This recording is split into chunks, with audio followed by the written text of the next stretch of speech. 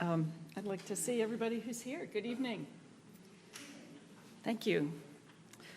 My name is Liz Plater-Zyberk. I'm one of the faculty of the School of Architecture and somebody who's known our speaker for many, many years. And so Dean L. Corey, who's here with us this evening, asked me if I would introduce him. And so I do this with great pleasure, and I promised that this would not be an Italian introduction. Those of you who've been in the Rome program perhaps have experienced the introduction that's longer than the speech. Victor actually deserves an introduction that long, but I'll try to keep it short.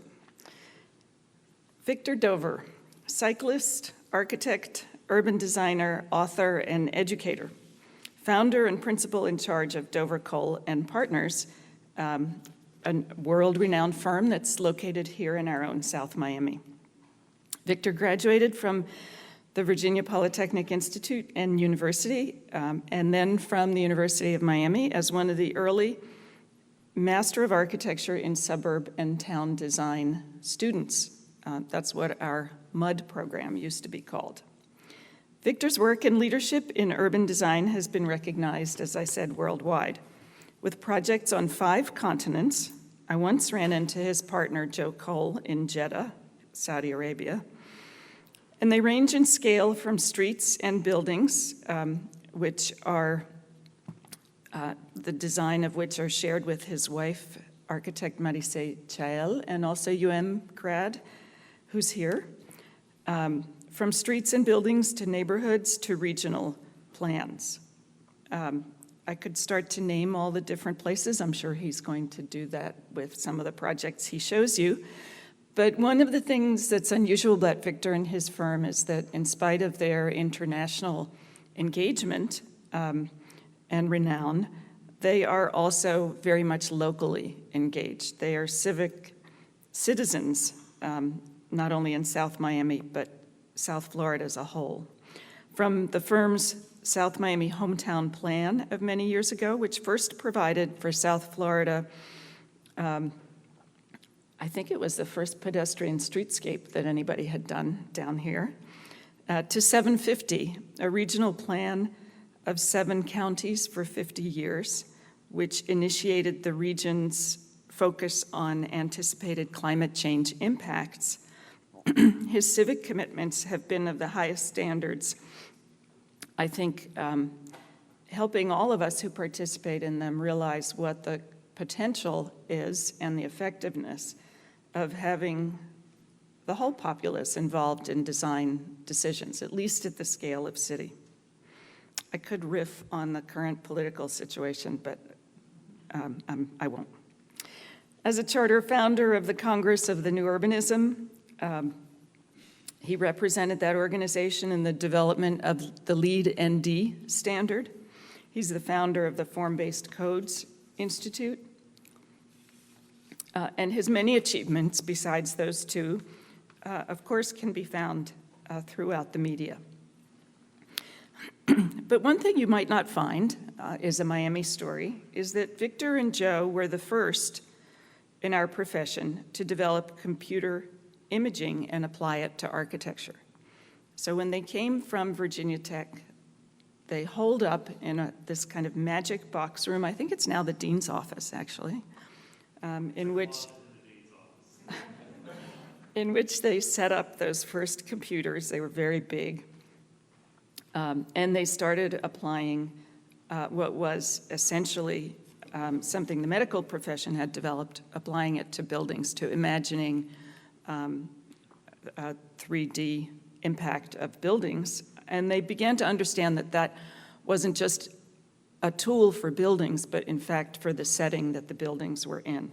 This, of course, led him and his firm to ask how this powerful new tool could be best applied to public benefit, which he will explain to you today. Having worked with Victor on a number of occasions, I always marvel at the dulcet tones of his Virginia gentleman's drawl, and how powerful that can be in convincing recalcitrants in any audience that change is good and that life will be better with good design. Please welcome Victor Dover.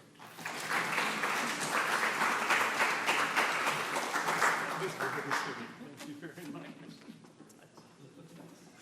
That was very sweet. I can't promise any dulcet tones, but I appreciate that, Liz. That was a very kind introduction. I do think I looked back over the last few years to think about what it could show that was new and how it related to the stuff that had come in the previous years in our practice. And I really realized there are two fundamental themes. And one of them you mentioned, which is this idea of visualizing change before it occurs. The idea that we could help people figure out the difference between before and after. They could think of their city less like a map and more like a movie that was changing from the first frame to the next, to the next, to the next, and gradually becoming the place they wanted it to be in that last frame. That is there and throughout all the projects because we realize this great suspicion people have that change and growth will make things worse rather than better is the fundamental obstacle that all designers face when they affect the built environment. The Americans especially, but I think it's true in a lot of the places where we've worked around the world, that people are conditioned to be suspicious of growth and change. They're convinced it will make things worse. And we all know, as we think about the history of architecture and urbanism, of so many circumstances where someone put one brick on top of another, or they settled land that was previously unsettled, and they actually provide an upgrade. They added something that was missing to the world and made it better. So change and growth that makes things better rather than worse required rebooting visualization. And I'll show some examples of that sort of work. The other theme is the one that is perhaps a lot less comfortable, which is the idea of stepping on the toes of a lot of people that you like. We found that we had to operate in a pretty uncomfortable, always awkward and often uncomfortable space where we are intruding gently on part of the work of each of the professionals, the specialists, in their silos that affect the built environment. We were going to intrude just a little bit on the part of the work the architect calls schematic design. And we were going to intrude just a little bit on the work of the historic preservationist or the lawyer or the city planner or the real estate developer or the historic preservation specialist that is looking at the on the ecology or the natural environment. And because all of these specialists hole up in their individual silos, they don't know much about what one another does. And they tend to require absolute fidelity with 100% of their rules or standards. And we realized that the space we needed to operate in was the one where we could translate and bridge and integrate between their many different ways of thinking and see if we could improve on the work. So that required us to actually occasionally get accused of practicing traffic engineering without a license, or ask a question, an uncomfortable question about public health to someone from the med school who's supposed to know a lot more about that. But we have to ask these questions. So when I have to introduce myself, I always say question asker, troublemaker, designer, because in a way, you have to do all three at once. Now, my business partner, Joe Kohl, and I, a long time ago, saw these plastic surgeons taking crude, low-resolution video images of their patients' faces and then using what we would now think of as Photoshop or an image processing program, earlier versions of that, and modifying the pictures to show what they would look like after reconstructive surgery. So they could, for example, show someone who had been disfigured in an accident how they could reconstruct their jaw or that kind of change. And we thought at the time, if they can do that with people's faces, maybe we could do that with the face of the earth, or at least the face of the city, and show people that are making bad decisions routinely about how to change it, what to do instead. And it very quickly gave way to realizing that in addition to having better media for those decisions, we needed better options, that we had to show what to do, not just how what they were already planning to do would work. For example, for the architects and architecture school students in the audience, we discovered very quickly that architects are terribly bad at imagining and understanding the scale of their buildings. we would meet with the architects as they were planning a pitch to the neighborhood, and we would show them very accurate visualizations, photographic before and afters of what the projects would look like after they were built. And if the audience was going to be the mayor and the city commission and the neighbors, the response was always a reflexive, no, no, no, that's way too big. It's not that big. It's not that big. I'm sure it doesn't have that much impact. We would show, if we were preparing that same visualization for the real estate developer and the banker and the company that wanted their logo on the sign on the top of that building, they would say, why does it look so small? Why is it so small? And it's because our visualizations in our heads are all tied up with all sorts of emotions about what we think is true. And architects, in particular, drawing plans and sections and elevations, aren't all that good at visualizing their built works in context. The other thing that came from that work was a realization that you could do an exquisite building, but if the environment around it had been pre-disastered by the work of the traffic engineers or the city planners, then it wouldn't matter how good that building was. It wouldn't rescue that damaged environment. So that required this theme of despecialization. I'm going to show some work in several categories: urban regeneration, I'll show a new town, I'll show a street redesign, and then at the end, I'll show you an example of a recent project that integrates a lot of the different ideas in what we're calling a car-optional neighborhood. As we go through these examples, I realized that I needed to step back first and look at an old one and see how it was unfolding. And the one I chose is the South Side in Chattanooga, Tennessee. Chattanooga had successfully revitalized their downtown. This was about 20 years into their citywide renaissance. They had cleaned up their dirty river. They had lost their label as the dirtiest little city in America, the Rust Belt economy in a Sun Belt location. They had erased all that because the city of Chattanooga, unlike many other leaders, their mayor, their city manager, their elected officials didn't convene a press conference to deny all of that when they were confronted with it. They instead devoted themselves to changing it. And they were successful. But they had neglected this big swath of property you see in color down to the south, just on the other side of the tracks. And in the late 1990s, this is what the South Side, or as it came to be known, the South Side looked like. These three neighborhoods, Rustville, that's really its name, Rustville, Fort Negley, which people locally called Fort Neglect, and Jefferson Heights, were essentially one big smoldering ruin. And it had been hit with the damage of urban renewal, slash and burn, slum clearance.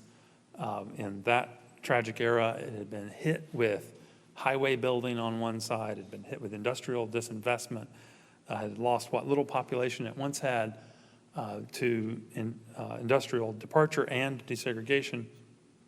And so the neighborhood was really just kind of left waiting like this. There's a street that runs east-west across the South Side called Main Street. That's the name, Main Street.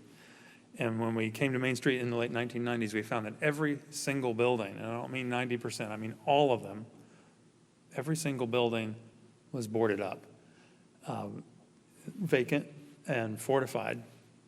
This is how Main Street looked at that time. So we were there at the request of a group of local foundations that had eyeballed the South Side and said this was where work needed to be concentrated. And they asked us to develop a plan. This is an excerpt of one of the maps from that plan.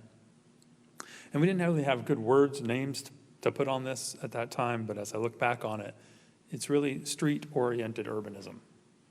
The healing process that we prescribed here was one where instead of scraping everything off and trying to replace it with new, bigger things in the way that had been done during urban renewal, the strategy would be more surgical in filling in the lost space and adapting into the gaps and reusing things that were already there. And most importantly, turning the inward-looking properties into extroverted, outward-looking ones that face their streets. And right across the middle of this map, you can see 17th Street, which ended up being where we started. We said to them at the time, Main Street is too hard. These big mixed-use buildings that have no uses in them waiting, some of them beautiful historic buildings. That has to come in a later phase. We need to find a way that's quick and easier to get the neighborhood started again, start turning the lights back on. I have an aerial photograph from those old black and white maps we used to get, and then a map of what it looked like about 15 years later. So basically, they did exactly that with the leadership of the foundations and a lot of help from city government. And this map, they went out and they assembled property, they pre-approved designs, they did a kind of concierge service, walking all of these building sites through the permitting process and then bringing them to the builders and developers ready to go with a pre-approved plan. That worked, and a lot was filled in. Architecture school town, so you always get some bright primary colors on the doors. But this is what some of it looks like here on Main Street itself. The artists were ignited by this. They went clamoring around in those boarded up buildings and dragging out rusty stuff and welding it together and making garden walls and fences. It soon enough became, like Wynwood here in Miami, a place where people would go just to see the artful and creative ways people were modifying their environment. Now Main Street looks like this. This was shot on a very early morning. Very restored storefronts facing the street. And 17th Street is a real, as our traffic engineer at the time, Walter Kulash, would say, a real street-like street with real street trees and real on-street parking and real narrow lanes and all that little square as shown in the map. And that was the thing that sort of tipped the South Side over and made it start to change.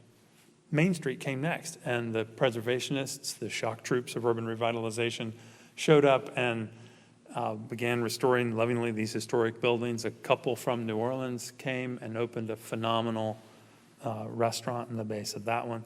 This boarded up building now houses Chattanooga's best place to get a pizza. And it just changed everything about the way people think of the South Side. If we say South Side now to someone in Chattanooga, they'll cite a headline like this one, begins on another boutique hotel. We couldn't imagine in 1997 you would ever have customers and developers of a boutique hotel coming to the South Side, and now they have several.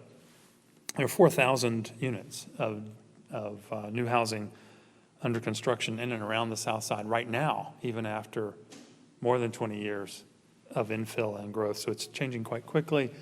It's a runaway success. Headlines kind of capture the unintended consequences as well. At the time, when it was mostly vacant lots and people had fled the South Side, we said to the city leaders and the foundations, you're going to need to plan ahead for how to retain this as a mixed income community.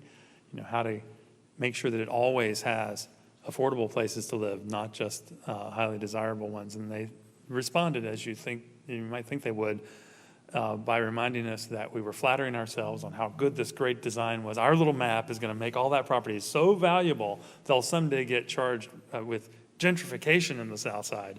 And they laughed at us, and we were right, I'm happy to say, and sad to say.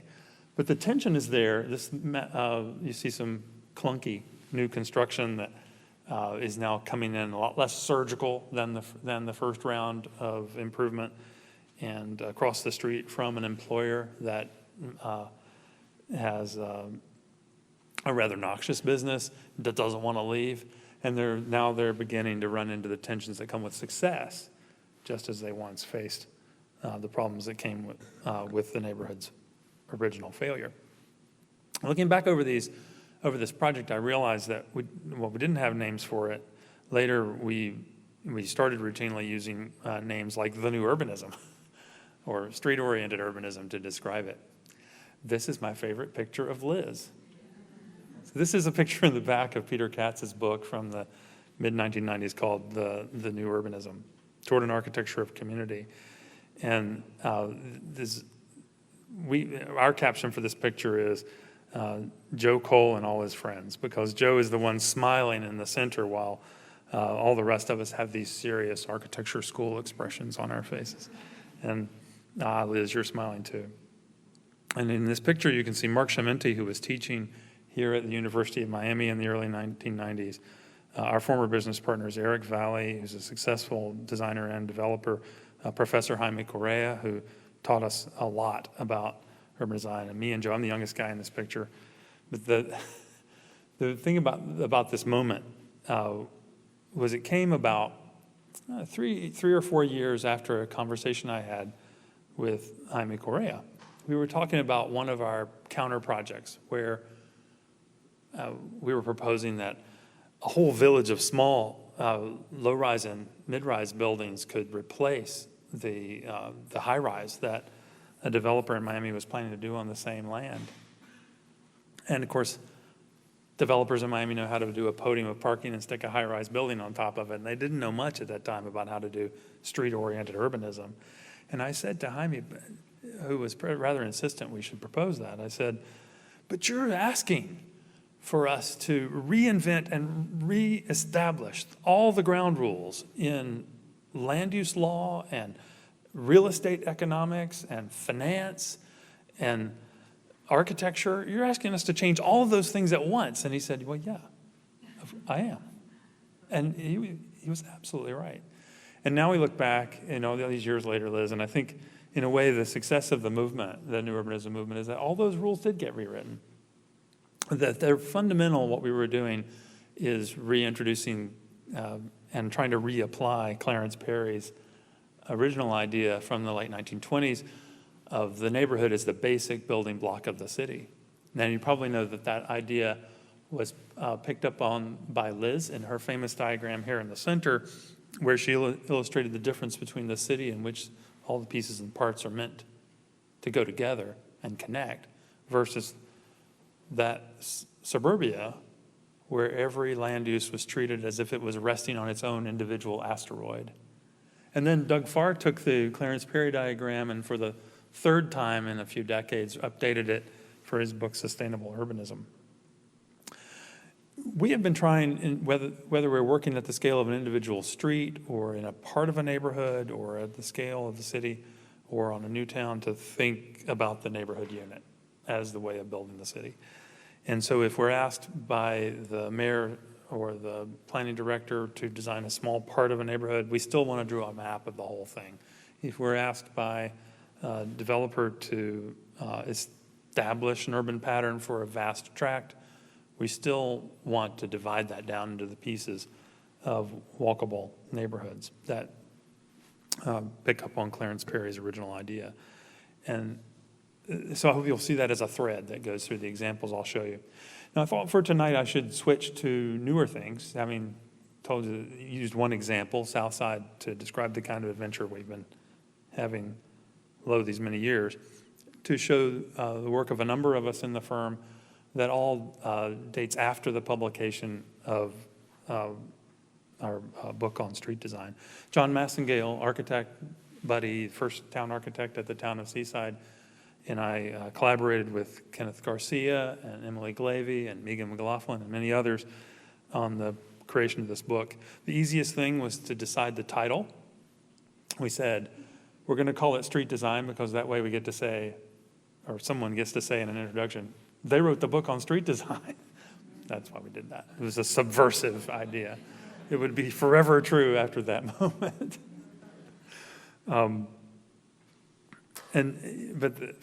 the process of preparing the book solidified a lot of things for us. John and I were asked to do this book by a textbook publisher, Wiley, and we thought, well, okay, street design, we can knock that right out. We've done this for a long time. We've thought about it a lot. We'll have that done by Christmas. And what we did. 3.5 Christmases later, we finally finished. But in the meantime, we had to kind of tear down a lot of what we thought we knew and rebuild it. And we went out and researched a lot of streets, took a lot of photographs, measured a lot of things, asked a lot of questions, and built it back up from there. So at the time, Glenwood Park was new. We actually held a Congress for the New Urbanism in Atlanta just as Glenwood Park was getting filled in. This was a neighborhood that we and Tunnell, Spangler, and Walsh designed in Atlanta. And it wasn't a whole neighborhood. It was a portion of a neighborhood. But in that small portion of the neighborhood, we'd try to get one of everything that you could want. So it has live-work units, which were very rare in Atlanta at that time. Those are seen at the back of the picture. It has mixed-use buildings, it has townhouses, it has houses, it has apartment buildings, it has little cottages. And it was seen by its developer client, by our developer client, as a kind of laboratory for showing new and better ways of living in the city. We were also doing something similar in parallel on sites like this one in a remote place in Colorado where there's very little going on. And this has been organically growing for a long period of time. So we were beginning to finally get, around the time of the publication on street design, some pictures that we could use to illustrate these things which we had shown renderings of in the previous years. This is the skinniest new street in Colorado. It's called Swift Street, not because the design speed is for really fast-moving vehicles, but because the engineer who signed the drawings is named Peter Swift. So he said, we got to give that guy a monument. Can we name the street after him? But this is, skinny streets, for example, a little counterintuitive to the highly motorized North Americans that we are, to make skinny streets. And so we realized that these technicalities, like how wide to make the street, or how far back to put the building, or how to design, were lost to many of the professionals involved, whether the traffic engineer, or the architect, or the developer. So we've attempted to reintegrate those technicalities every time we can. This is actually for the city of Coral Gables. We did a form-based code for infill development along the Ponce Circle, and it's probably the most derived from our study of the historical place. Jennifer Garcia, who now works at the city of Coral Gables, was working in our studio at the time, and she built this code working from the genetic material of historic Coral Gables.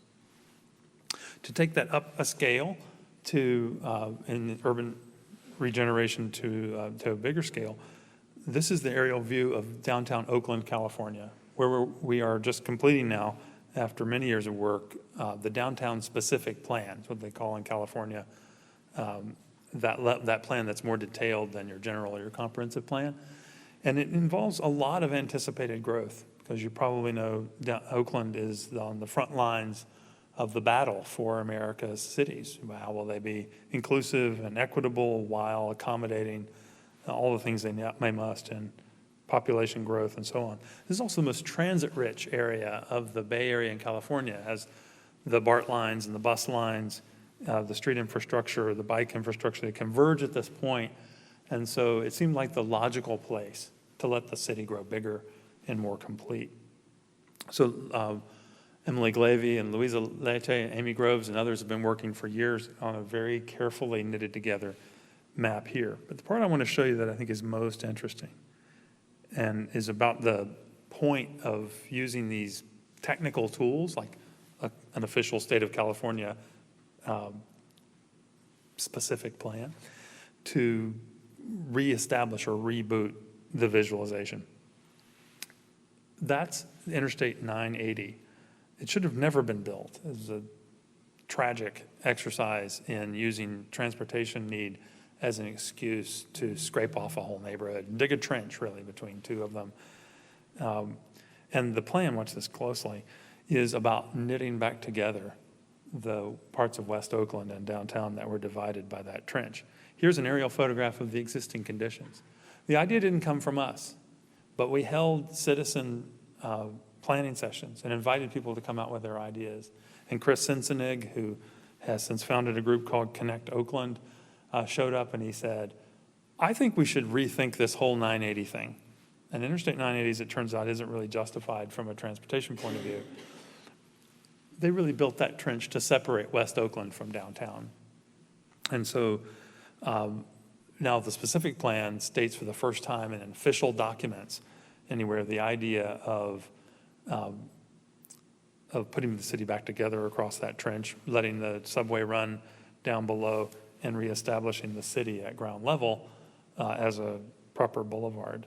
And so that, of course, gives a huge opportunity to knit in on currently publicly owned land, mixed income housing and open space, things that are very difficult to do on private land where the prices are rising at a breakneck runaway pace.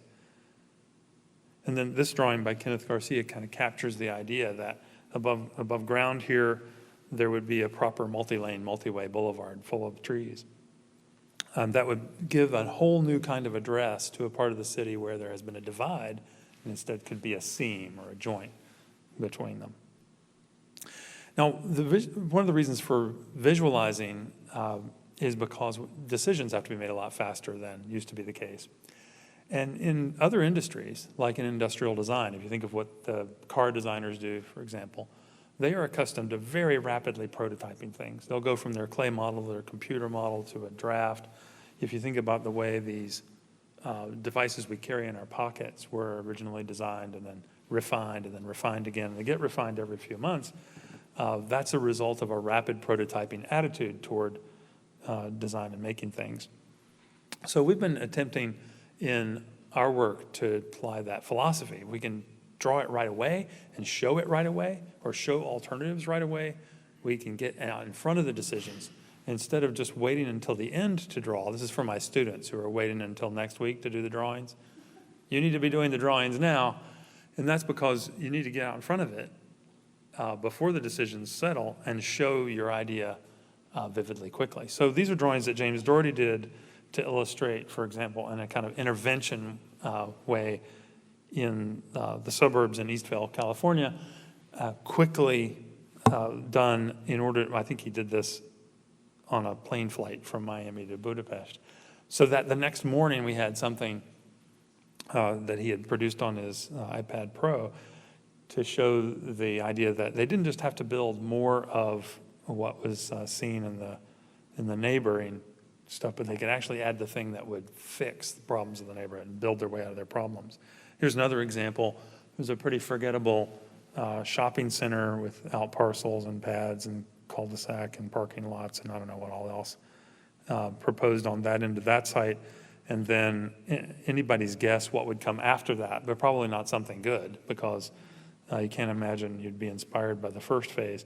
So rapid prototyping, we did very quick sketches to illustrate how you could get started, modify with the existing development program, just rearrange the elements, then add to that, and actually create a place that would add up to something better for the neighborhood. So that attitude toward rapid prototyping has led us over the years to apply the charrette method that Andres and Liz and Mark Cementi reintroduced us to in the 1980s. The idea that if you could get the people in the room that have a lot of influence or stake in the decision, and you could get them comparing and visualizing and interacting live and in real time, you can make better decisions than if you were just going from one meeting to the next, and then the next, and then the next, and then at the end going to public hearings after all the decisions are made. It'd be much better if we could have an interactive process. So we started setting up rooms like a mission control for urban design. This is the public version, where we'll try to get many people to work on the plan. The idea that the best plan is made by many hands. It produces some amazing moments, like this one. That's Joe Kohl there in the center of the picture, mediating a fierce dispute between two people who have never been in the same room together before, and come from very different walks of life. But he actually got his pen out and he's showing, well, what if we put it this way? And then getting their reactions. So proposing and adjusting. We've been attempting to do some of that work locally, although I have to say, of all the places we work, that tradition of designing in public and interacting and making the decisions in front of other people instead of in secret rooms, that's least well rooted here of all places. With a city with so many skilled charretiers. But we've been attempting to do that, for example, in the analysis of the South Dade Transit Way. The idea that when rail, or now bus rapid transit, extends south through South Dade, as the map shows here, starting more or less where we are and one station to the south, and heads down toward Florida City, that the area around the stations could be densified. And we, thanks to a lot of hard work by people like Rob Piakowski, who's right over there, help people visualize the difference between what is possible under the current rules and what could be possible if you made adjustments. And that's not just how big things would be, but what kind of public spaces you could create, or what life would be like outside the transit vehicle. Our point was that it's really a secondary decision, whether it's a rail or a bus.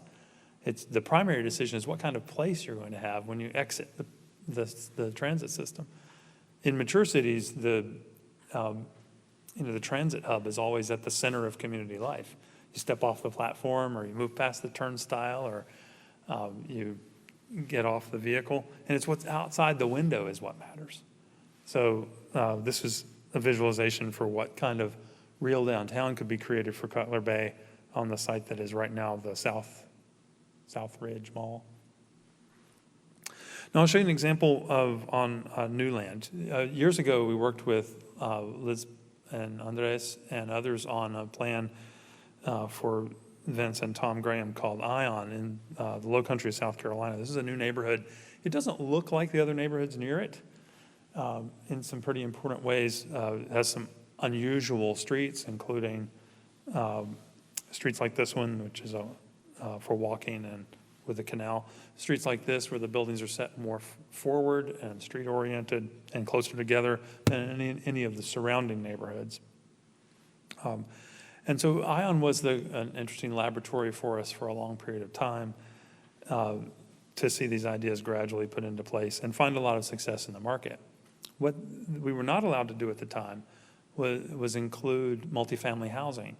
It was in our original plan, if you remember, Liz, but we were forced to take that out in the zoning process, thanks to a pretty fierce not in my backyard reaction. We weren't allowed to include attached single-family housing, i.e. row houses at the time, again, because of the not in my backyard reaction. But when we met with the citizens who live in Ion now, we asked them, what do you need? And they described wanting a place without that big yard to maintain, or wanting a smaller unit, or wanting to have a place where they could go as empty nesters without having to leave their neighborhood or their friends or their congregations. And so this little visualization illustrates adding multifamily in a small quantity and attached housing and small cottages in this tightly knit way without the yards and without as much parking, right next to the single-family houses and the grand palaces of Ion. So stay tuned. Phase 11 of Ion. And so we've continued that approach. Recently, our team went to Mission and McAllen, Texas, and planned for the expansion from the Sherry Plantation. The western side, here's one view designed by Jason King and illustrated by James Doherty of what one of the special public spaces in Sherry West could look like. So we are every once in a while getting to work on a new town or a greenfield site. I don't think this has ever been the centerpiece of the work in our office. It's fun to do it now and then, and we learn a lot from doing this. But most of our work is on revitalizing historic places or helping people continue the work on places they've already worked on. One big exception, and it's surprisingly close, is in Martin County, just a little to the north of here. This large area is owned by the Kiplinger family. Knight Kiplinger, financial publisher and journalist, inherited this land, and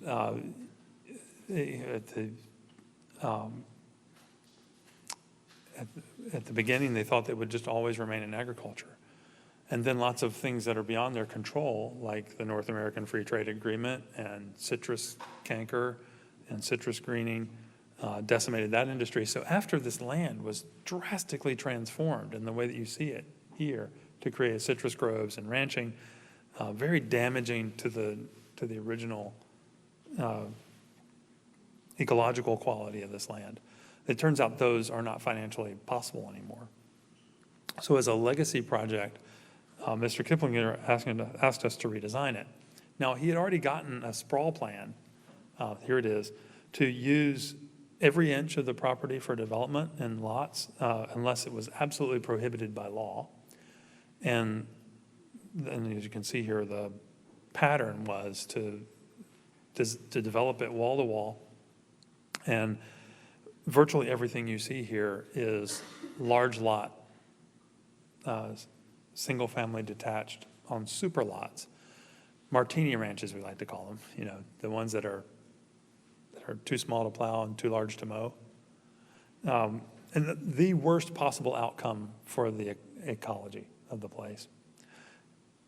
And with Knight's urging, we redesigned it so that now it's more like 70-30, 30% development on the part that's mostly already altered, and 70% preservation and restoration. So this is like a great big land conservation and restoration project with town in it, instead of the other way around. I know some of the pictures illustrate the kind of places we'd like to create there. This was recently approved. You can get an idea, there's mixed-use center, there are streets that pick up on ideas we were learning from projects like ION. Right now, because so much of the land was scarified and removed of its trees, there are long views across open space, so it's thought that those could be kept. There could be places where that could remain true, and then large tracts could remain in agriculture as well. Compositionally, that meant coming up with a way of building from a core village or neighborhood out using the neighborhood unit. And so here's some diagrams you can kind of see in the white, the developed, and in the green, the restored. Here are the neighborhoods. That circle, the familiar circle that you saw in Clarence Perry's diagram, is 5 minutes walk from center to edge. Now, neighborhoods are not circular, so don't misunderstand. It's a little bit like having a scale bar at the bottom of your drawing, and not like a rule, but it helps us visualize what fits. And this illustrates the sequence of the most important streets, the less important streets. And here, just for fun, my daughter, who's a graphic designer, took on this project. It's called Newfield, and she's helping them imagine how to brand it. So she set the word Newfield in, I don't know how many different fonts here as a word mark. And so I show this as an example because we find ourselves having to interfere a little bit, not just with the ecologist or the land use lawyer or the traffic engineer, but also with the people who did the branding and the marketing and who are telling the story of the place. And it's interesting to see it like this when you realize that just the choice of a designed thing, like what letter you use, changes the message. Like each of these would suggest a different kind of place, right? And you know, there's history, even when it's been lost to industrial agribusiness. There's this rich history to draw upon on projects like this. So sometimes we have to step pretty far off of here's where the streets go and here's what the code will say or what the zoning will be, and into other parts of the story. Liz mentioned one I think is worth looking at.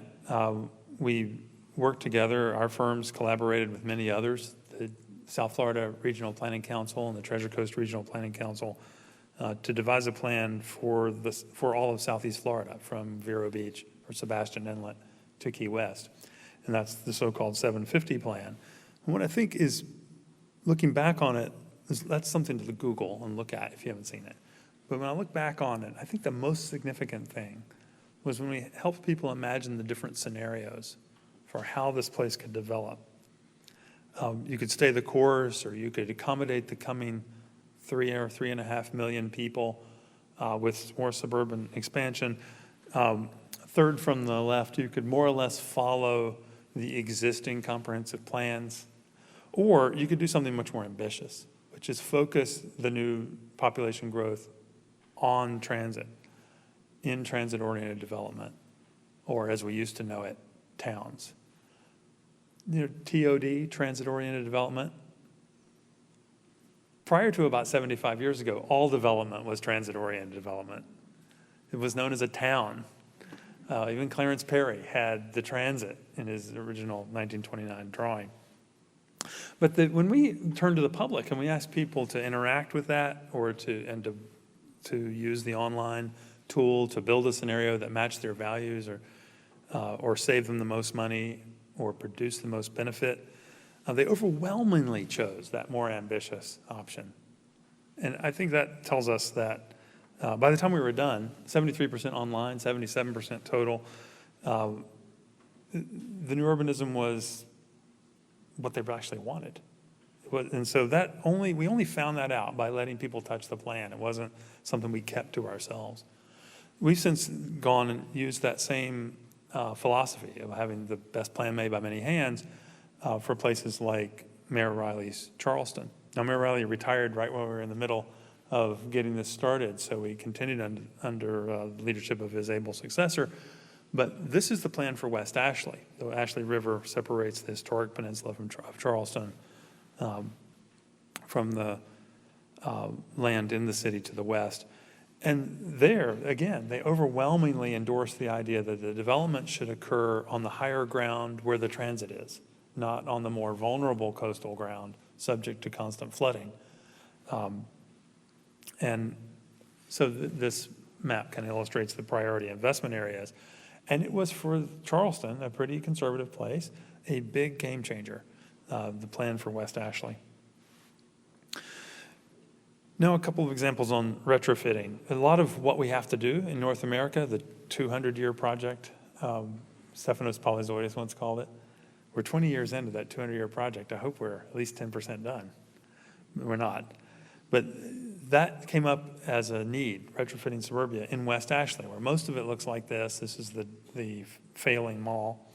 And we had to illustrate step by step, more like a movie, less like a map, how to build their way out of their problems. We're doing that now for the city of Amherst, New York, just outside Buffalo, on the site of their dead mall. Everybody's got at least one. How to alter the scene in anticipation of coming extension of light rail between their downtown and their university campus. So this is this idea that it's not just one frame, not just the after, but multiple ways of thinking about it over time. So how do you start, and then how do you finish?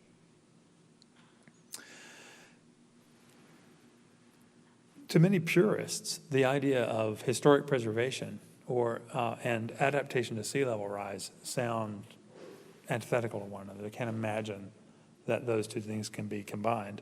And I think one encouraging case study in that, at least in terms of political consensus building, is in North Beach.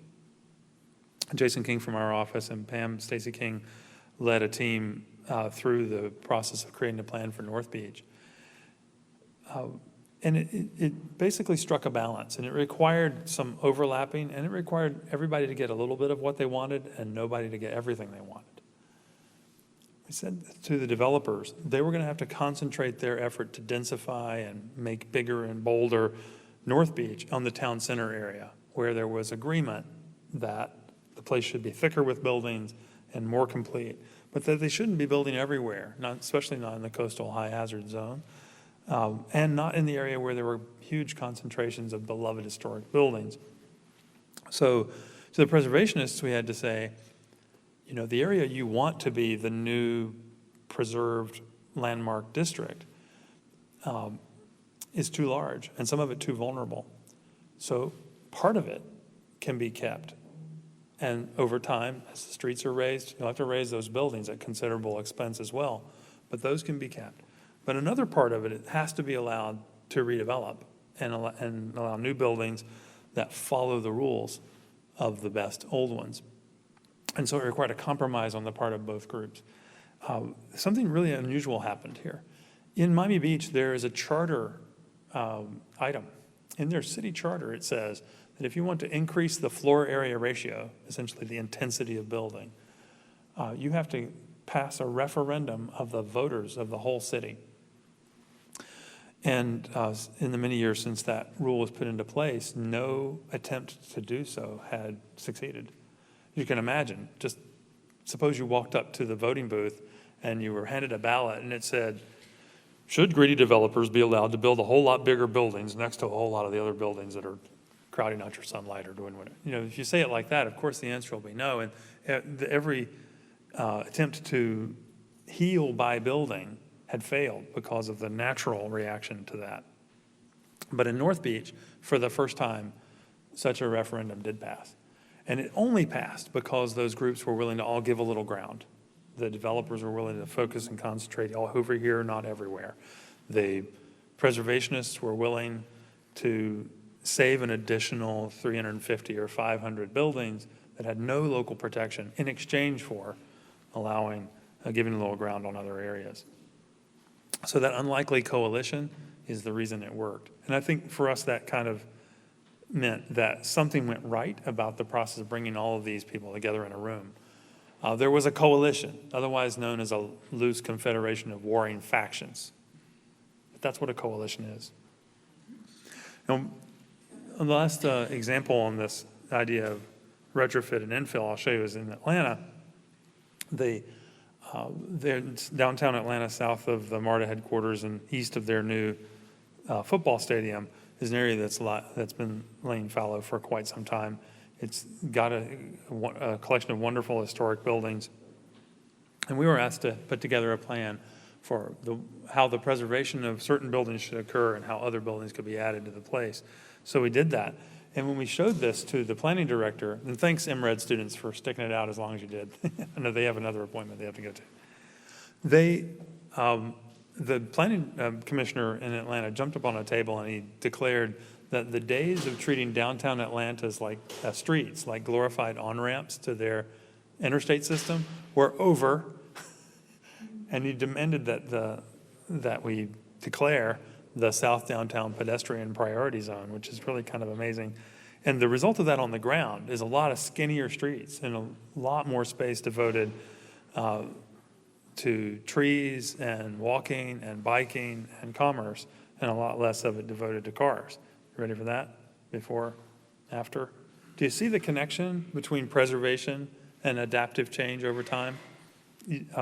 This historic building in the center of the picture sat there waiting for a really long time with a for sale, for lease, we'll build to suit sign on it, and now the lights will be turned back on. And it's because the address itself recalibrated by readjusting the amount of space in the street devoted to cars. That leads me to street design. And we ended up doing that street design book because we were convinced that it was the one thing a community could least afford to get wrong, and the one thing every community gets wrong most often. So maybe a place where most good could be done. And a favorite that of the work that we've done since the street design book came out is the revamp of Clematis Street in downtown West Palm Beach.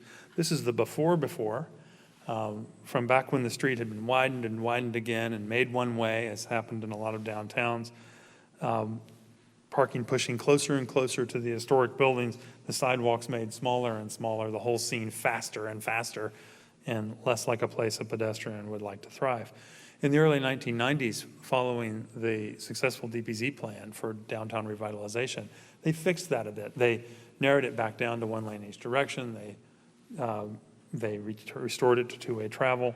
They planted some trees in the center of the blocks.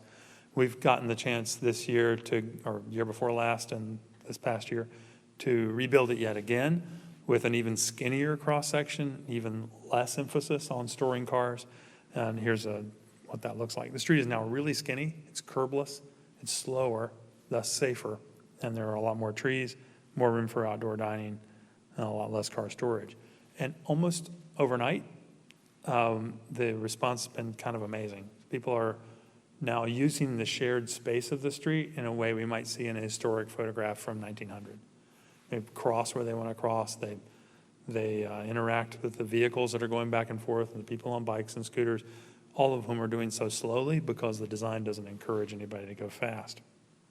These are some scenes from Clematis Street. And the one in the lower left-hand corner, you can kind of see the cross-section there. But this is basically what their Main Street can look like now that they've filled in a lot of downtown housing. They revitalized their historic Main Street and then extended it and made a little piece, a little glimpse of what a car-optional city could look like. Lisa Nissenson, who's sitting right over there, lives in this neighborhood. This is your living room, right? Did I miss anything? Clematis Street. Overhead kind of shows you how the plan changed when the curbless design was done and the street design got small. It was also very, very quiet. The visual elements here are understated because we're shooting for a kind of elegance you wouldn't really notice it you would notice the architecture and the signs and merchandise and the people and the trees, and not the flat stuff on the ground plane. So it's all very muted, gray on gray. How do we find room for all that? I'll just show you. Here's where it stood a couple of years ago on the 300 block. It's not bad at all. This is a much better street than the one you saw in the first picture. But the north side of the street was at that time bathed in continuous sunlight, because in the subtropics, an east-west street has one side always in the harsh sun. And there were a few trees, but only in the middle of the block. So we narrowed it in, took out a great many of the on-street parking spaces, not all of them, and made room for more trees and widened the sidewalks. Just right-sizing the travel lanes is the biggest thing that made room for that. Now, you look ahead and you realize, because we're trained as architects, we can't help ourselves, because it's 2020. Architects always have to Photoshop pictures of funny-looking vehicles from the future. And imagine that the computers will someday do the driving. And that may yet come to be true. And on Clematis Street it might be true. But that's not the point. The point is that the street needed to become a place where people wanted to be, and then it would be better. And we just compare that to scene after scene after scene of our American streets. You realize there's so many places where that healing process is yet to begin. We tend to give up on those wide streets. Think, for example, how Sweetwater and FIU gave up on 8th Street. Or at least they gave up on asking the Florida DOT to make 8th Street crossable. And so they planned to do a pedestrian bridge. Pedestrian bridge is a euphemism, by the way. It's not really for pedestrians. It's to get those pesky pedestrians out of the way so the cars can whiz back and forth faster without being impeded by all of our squishy carbon-based traffic calming devices known as humans.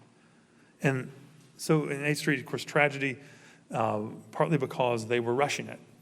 The bottom line on the whole story after all the investigations is they were rushing. They used a process called ABC, accelerated bridge construction. They even accelerated the reopening of the street to traffic. Why?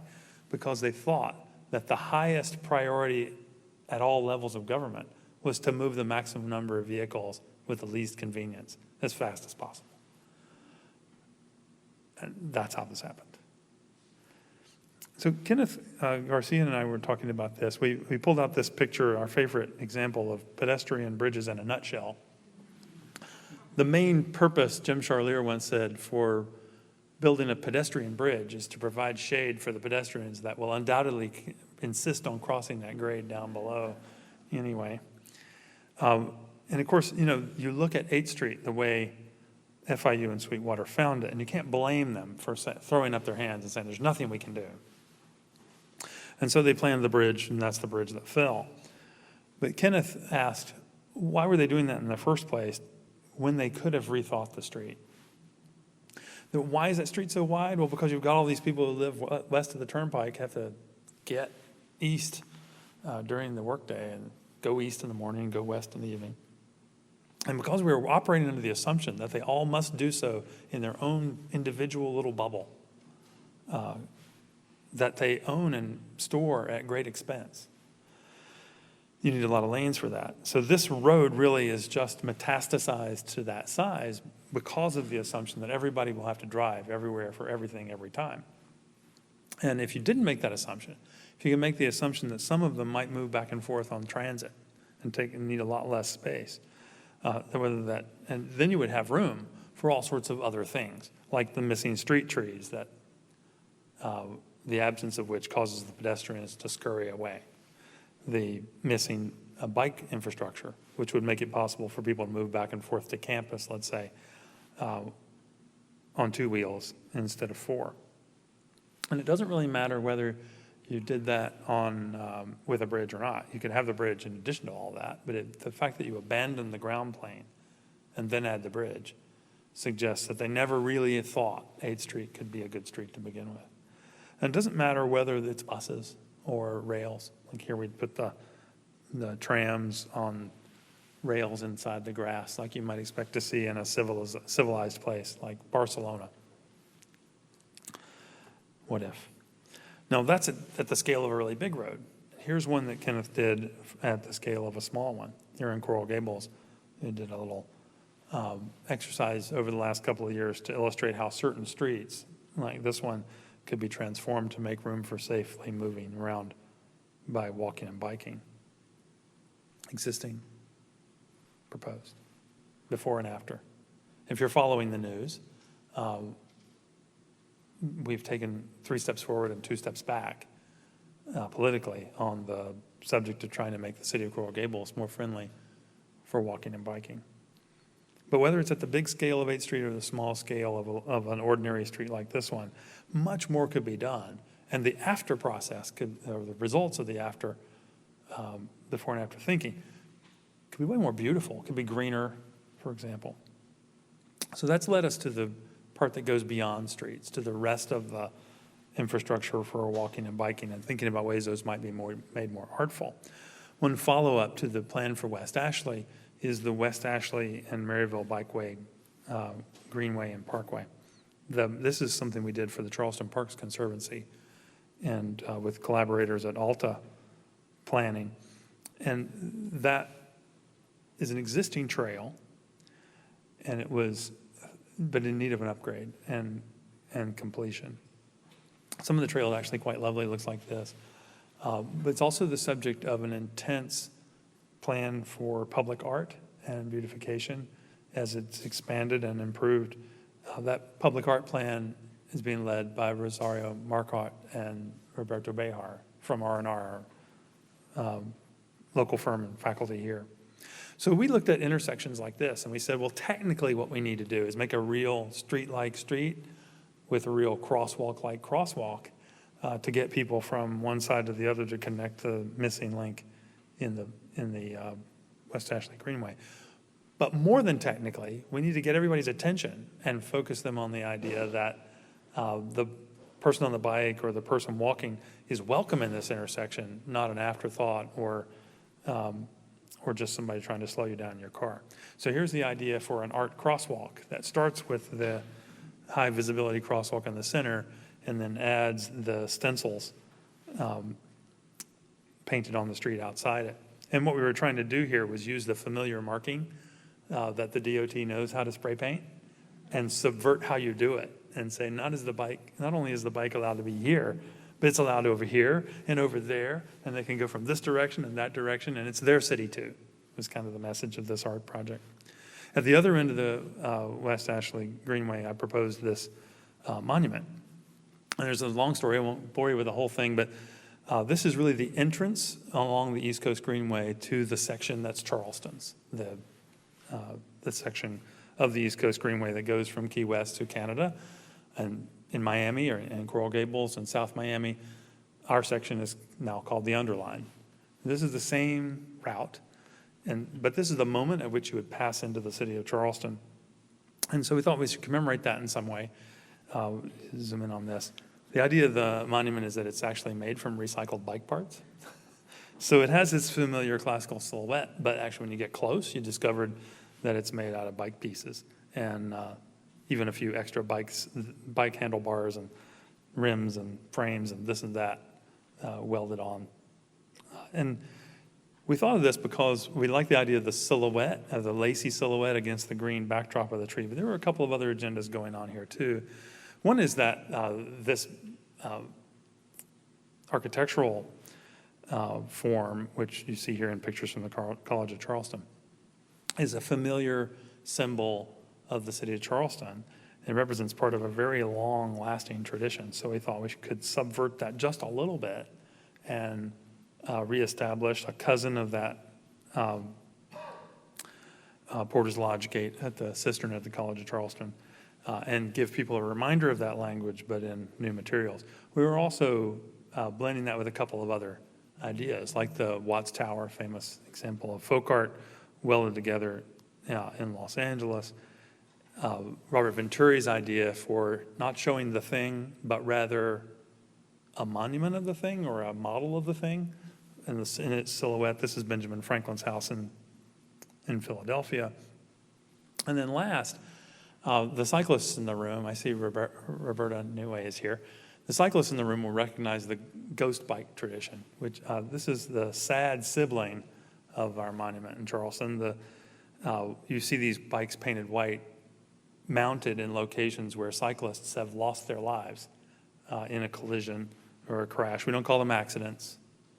If it's designed to occur, and it is, it's not an accident.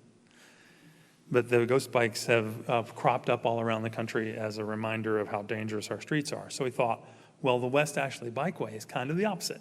It's a safe place at last.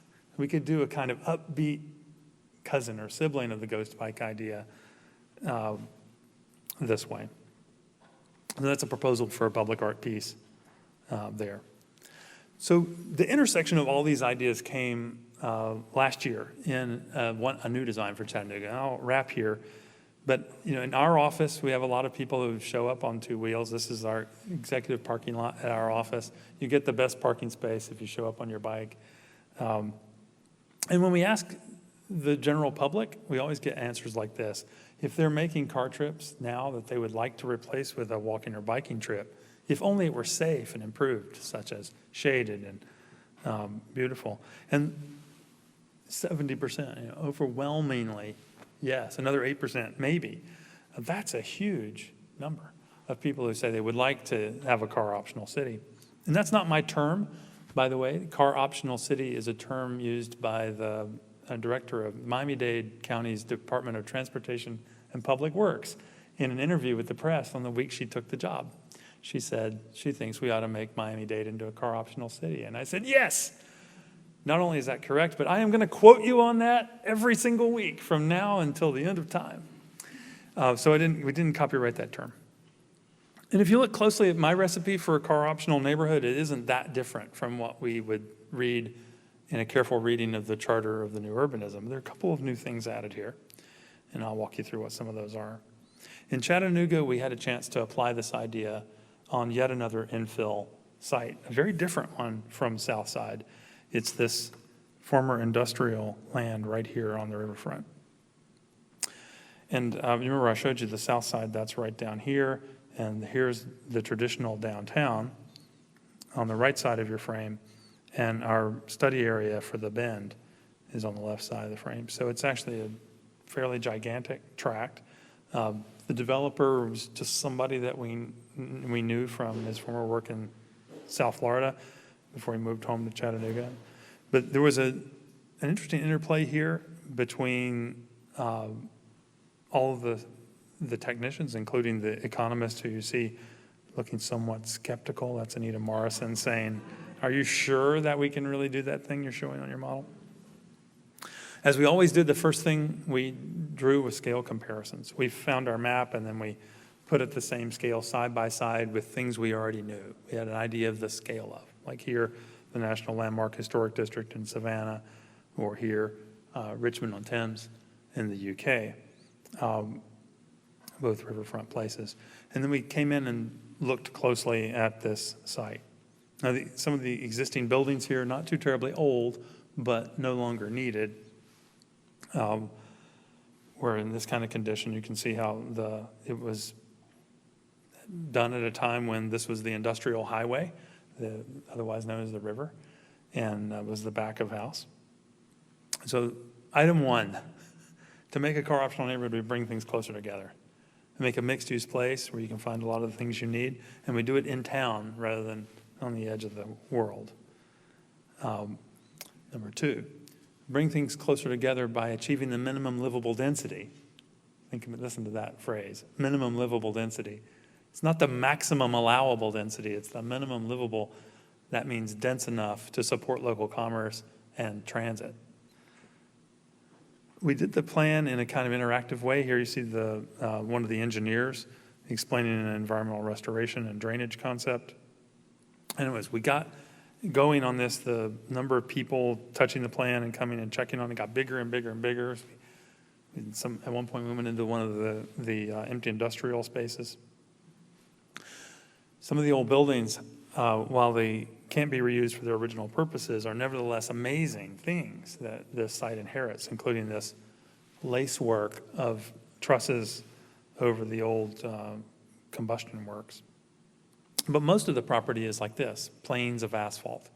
So we thought, how can we peel that back and make it greener and build our neighborhood? So here's essentially how we did it. The people of Chattanooga have been fenced off from this area for about 150 years. This is our early sketch on how we could open it back up by intruding on it from the land and from the river with a network of blocks and streets and public spaces, working in and around the buildings that would remain, which kind of led to the illustrative plan, which has been evolving as we go. And we built a computer model to, in our imaginations, populate each of the addresses we were creating with buildings that would make sense there. And then while thinking at the same time about how to make the green spaces. Early drawings were storyboard-like. These are James Doherty's sketches of keeping some of the frames and running streets and canals and engaging them with buildings, how to fix the nearby through-going road, one of those metastasized super roads that needs to be shrunk down. We started to get an idea of the building height to street width proportions that will be necessary to create enough enclosure to give you a feeling that you're in a place, but then how to part that and open it up so that vistas through and from and to the water's edge could be opened through the property. So that's how we got to this before and after thinking. Chattanooga's first 21st century car optional neighborhood. As I zoom in on this, you can get the idea that we've had to train our client and their architects and engineers on the idea that a real town is made by assembling a lot of small buildings and medium-sized buildings, not just a very few huge ones. That's not sort of a breakthrough. So in order to do that, we had to count them as we went. So for the ones who are using SketchUp in your studio project, this is using the modeler plugin for SketchUp to count as you build, which is really a powerful thing. We couldn't do that in the old days with tracing paper, and you can do that now with computers. So as we would add to the yellow or the pink or what have you, it would add to the spreadsheet. And now that we can, that's amazing. That just didn't exist just a few years ago. Item 2 in that recipe is about designing slow, safe, and highly walkable and bikeable streets. So this is one of the streets that goes on a direct connection, straight line between the south side neighborhood I showed you at the beginning and the riverfront. Right now they're walled off one from the other, and this street will connect them. And so that guy you see there on the bike is actually going toward the river. So that means deliberately designing in the bike stuff and the walking stuff, not trying to add it on as an afterthought. Number 3, small blocks. An interconnected web pattern, more like a web and less like a tree. You can kind of see that here. That means pushing the parking ratios down, and I'll show that in a moment. So our traffic engineers sat with us as we worked this out, and we realized when we looked at the map that there were really 2 sets of grids. Most of the buildings that you saw that exist are oriented that way, and Chattanooga's historic grid, which you see in the map of the nearby neighborhoods, goes that way. So we had to find a way, and this fan pattern turned out to be the one to blend those 2 geometries. 4th, requiring street-oriented architecture and green, comfortable spaces. So we didn't design the plan and then lift blocks out to make the parks. We designed the parks and we married the village to it, which I think is probably a better way to go. So that means thinking about how the edges of those spaces will be like. At the center of that plan diagram you saw, there's a big, long green. We know what we don't know. So we're careful to use precedents. And I sized the building face to building face dimensions of this exactly on Frederick Law Olmsted's plan for Portland, because I've been to the park blocks in Portland and it's perfect. So we just did the same dimensions. And you can do that. You can measure things at work and then use those dimensions in your new design. That attitude toward precedents and toward not just for the buildings but for the green spaces kind of permeated the atmosphere of the work team. I love this picture of Madi, my wife in the center, the bottom, drawing on tracing paper while everybody else is drawing on computers, and they're going back and forth, pinning that up and explaining the ideas. So a lot of the buildings you saw in the visualizations were the result of Madi's sketches. I didn't tell her to put my name on one of the buildings, but I'm happy to have it there. And here are some of her designs for row houses that we then built a model around. James Doherty got together the team, including the architects and engineers and the developers, and gave a tutorial on how to design these urban buildings of the kind that we were admiring in historic Chattanooga and needed more of for this plan.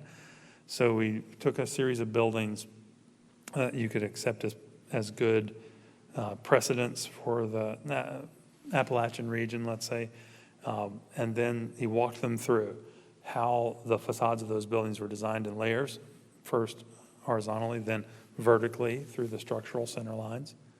And if you do this kind of analysis on photographs of precedents, you'll discover there is a language here, a kind of common visual structural language of design that has a great amount of variety possible within it, but at the same time allows you to hit the mark every time with the result.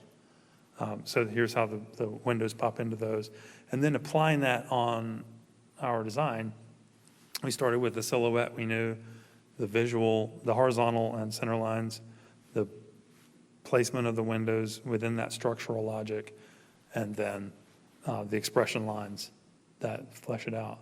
And then we always get about to this stage and build a model because we want to see it three-dimensionally and analyze it, look at it from different angles, compare it to other alternatives. So that process I just walked you through is a highly accelerated version of James's training. If you want to learn the civic art of building design that makes good building to street relationships, James can give you that class. Number 5, plant street trees, then plant more. You can never have enough. They will always make you take some out of your drawing for some turning radius or some truck parking or something. So draw more trees because you're going to pluck a few of them out of your model before you're done. 6, connecting to the larger surroundings via high-quality bike infrastructure. The blessing in this site is that the Blue Goose Hollow Trail goes right by today. And so we were able to pair the trail with a new upper trail and actually give people some places to go. Here's where one of those parts of the trail will be on the layer of Riverfront Park between the buildings and the river. Number 7, this one's for Lisa, who's the expert on this. So number 7 is optimizing for new mobility. I mentioned ride-hailing, pickup, and drop-off services. We don't even like to call them parking spaces anymore. Those are ride-hailing, pickup, and drop-off spaces. Curb management land, bike share, scooters. Turns out the demand for those rental e-scooters is about 15 to 1 greater than the demand for bike share bikes. That's pretty powerful. Electric cars, car share, which can be done at the level of the building, not necessarily the level of the whole neighborhood. Electrifying of the fleet, autonomous and connected vehicles, got to include that in the list. All those little delivery bots that are going to be fighting with us for space on the sidewalk as they rush to bring you your pizza or whatever you ordered on Amazon, and whatever's next. And you can actually see this new mobility happening already. I mean, the highly successful Coral Gables trolley is actually a version of that. And so are the freebies and the electric mopeds and the scooters that everybody's on. You know, in Portland, it's interesting. It's not just hipsters with the funky haircuts and all the tattoos. It's grandmothers and grandfathers and people with suits and people wearing surgical scrubs whizzing down the streets in Portland on the scooters. And so it's really impossible to predict all of the different ways this new menu will continue to expand, especially as we further integrate those things in our pockets with the things we move around in. So I was reminded recently that UPS started as a bike delivery company in Seattle. They were a bike delivery service, and now they are back to bikes, interestingly enough. And this is the latest, the ultralight electric vehicle. It's essentially a moped. This was spotted by Margarita Yarostova. It's a moped with a little room around it. It's a super small. Very interesting to see if these catch on. My whole point is we don't know what's next. So if you're going to optimize for it, what do you do? Well, first of all, you don't cram the space from building face to building face full of cars and have no room for anything else, whether it's the tree or the movement of ultralight vehicles. And then second, you make a walkable neighborhood, because when someone finally parks that scooter, or they get off a transit vehicle, or they put the kickstand down on their bike, what do they become? They become a pedestrian. So you have to make a place where pedestrians are happy. That's the fundamental thing we have to get right.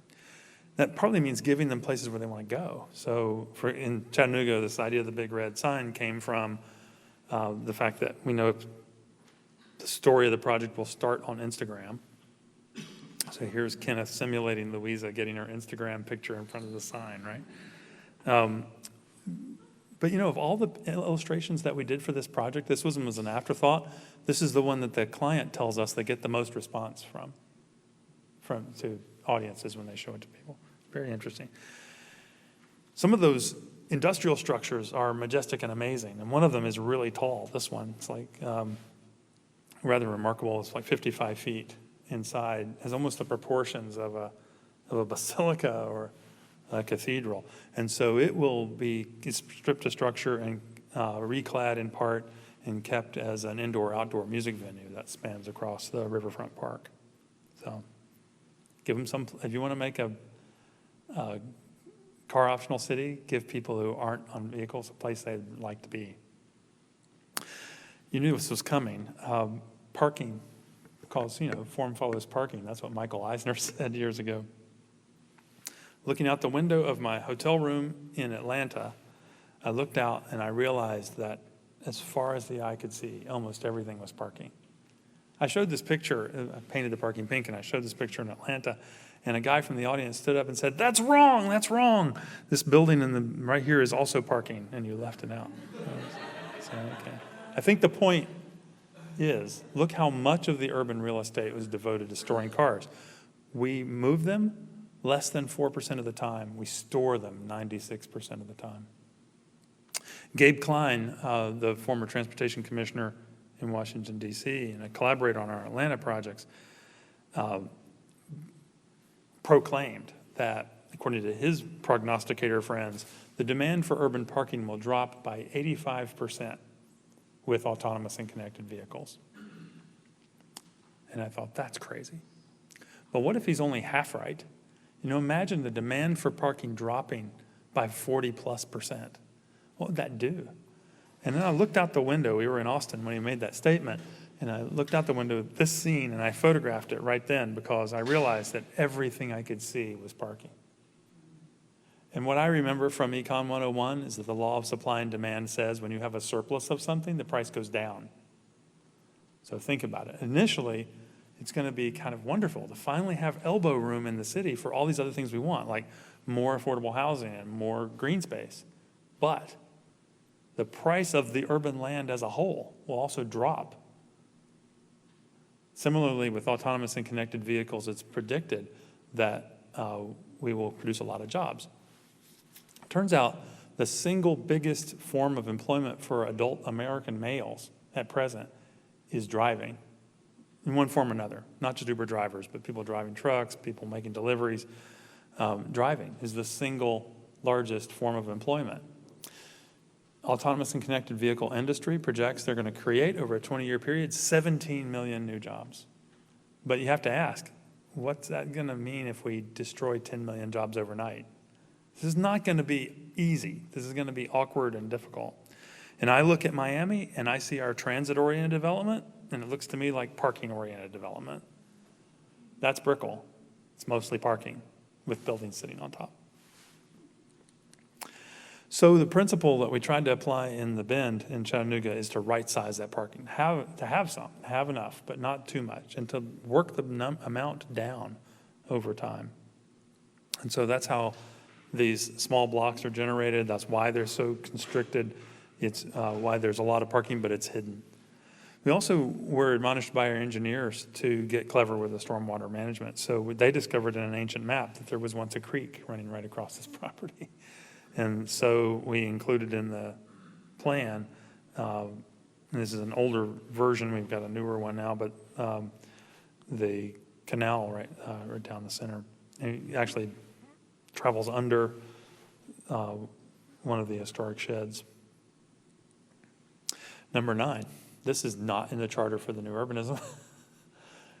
But we need showers in the workplaces. It sounds really basic, but if you're in Miami and you ride your bike to work, you know that if you have to go very far, it would be really helpful if your employer set it up, or you had a gym in your building or something like that, and you had covered secure bike parking.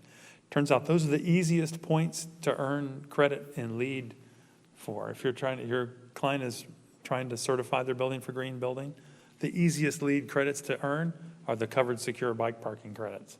And showers at work should be normal. We have one at our office that didn't cost very much. That was pretty easy to do.